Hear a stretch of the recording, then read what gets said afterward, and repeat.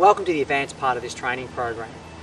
You, the athlete, are obviously very credentialed to be at this part, having already run a marathon before, or very talented. The training program that we've devised is the hardest of the 3 training programs. You'll find in this training program that you'll have 3 sessions a week, 1 long run, 1 medium run, 2 easy runs, and you'll have a rest day once every 10 to 11 days.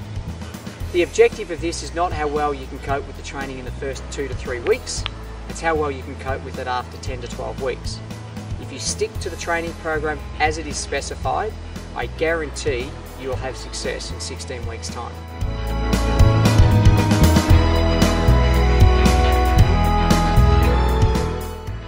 Looking at your overall training program, the most important day of it is your Sunday run.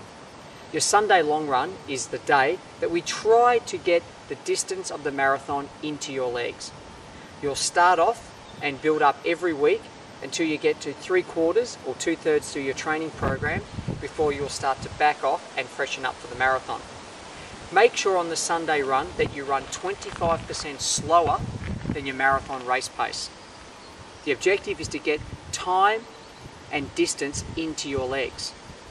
If you were to run this hard, it would affect your training the next day, your training through the week. It would eventually lead to fatigue and tiredness, and then eventually injury. We want you to absorb the training, to be on top of your training, and get to the marathon start line. Too many athletes make the mistake of going very hard, very early, and not achieving their training. Make sure you listen to your body. When you're out there on your Sunday runs, try and run in areas where you can absorb the work. Don't run on concrete or bitumen. Try to run on softer surfaces like dirt, gravel or grass. Depending on the marathon that you're going to run, try and run over a similar terrain. So if you were to do the Boston Marathon, which we know undulates, on your long run, try to incorporate a few hills to break up that rhythm to get you used to what you're going to be racing in 16 weeks' time. If the marathon that you choose is relatively flat, try and stick to a flat course, and it's pointless running over a very hilly course every Sunday. There's no need to put added stress on your body when it won't need it to be done. That element of risk will lead to injury.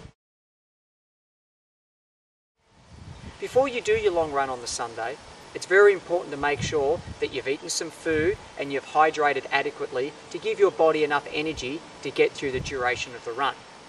Look at foods that have a low to moderate glycemic index. And what that means is we're looking for carbohydrates that will give you energy over a long sustained period of time.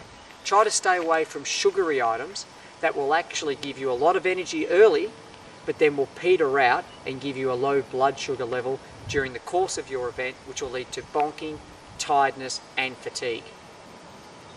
Eat things such as bread, toast, bananas. Even have a high electrolyte sports drink in order to get your body fueled and ready to run, and do this roughly 2 to 3 hours before you run. Experiment as much as you can with the foods that you're going to eat.